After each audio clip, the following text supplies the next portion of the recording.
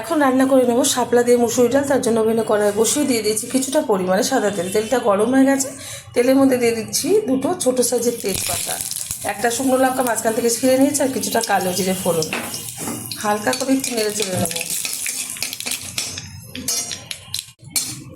ফোড়নটা ভালোভাবে ভেজে নিয়েছি। এখন এর মধ্যে দিয়ে দেবো সামান্য পরিমাণে, মানে হাফ চামচেরও কম হলুদ গুঁড়ো।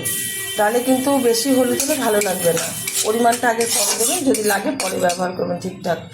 এখন দিয়ে দেবো টুকরো করে রাখা শাপলা, ভালো করে খোসা ছাড়িয়ে দিয়ে পরিষ্কার করে নেড়ে দিয়ে দিচ্ছি।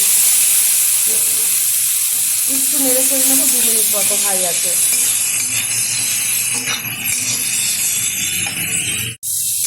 হাই আছে 1.5 থেকে 2 মিনিট মতো আমি একটু নেড়ে চেড়ে নিলাম।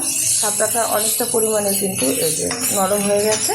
এখন দিয়ে দেবো প্রেশার কুকারে সিদ্ধ করে রাখা মুসুর ডাল, পরিমাণ মতো জল দিয়ে একটা সিটি দিয়ে সিদ্ধ করে নিয়েছি, ঢেলে দিচ্ছি। দিয়ে দেবো পরিমাণ মতো লবণ, দিয়ে দিচ্ছি স্বাদ মতো চিনি। মিষ্টিটা যাদের অপছন্দ তারা ব্যবহার করবে না। এবার হাই আছে আমি ফুটিয়ে নেবো 2 থেকে 3 মিনিট মতো। আমার এই রেসিপি যদি আপনাদের ভালো লেগে থাকে আপনারা অবশ্যই আমার চ্যানেলটিকে সাবস্ক্রাইব করবেন, লাইক করবেন, শেয়ার করবেন। গরম গরম ডাল ভাতের সাথে একটু গন্ধরাজ লেবু নিলে আরও ভালো লাগবে এই ডালটা খেতে।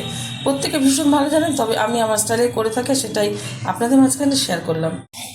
শাপলার ডালটা কিন্তু হয়ে গেছে, নামিয়ে ঢেলে দেবো একটা পাত্রে। গরম গরম ভাতের সাথে গরম গরম ডাল সার্ভ করবো, সাথে একটু গন্ধরাজ লেবু দেবো। আপনারা অবশ্যই এরকমভাবে একটু সার্ভ করবেন, আশা করি ভীষণ ভালো লাগবে।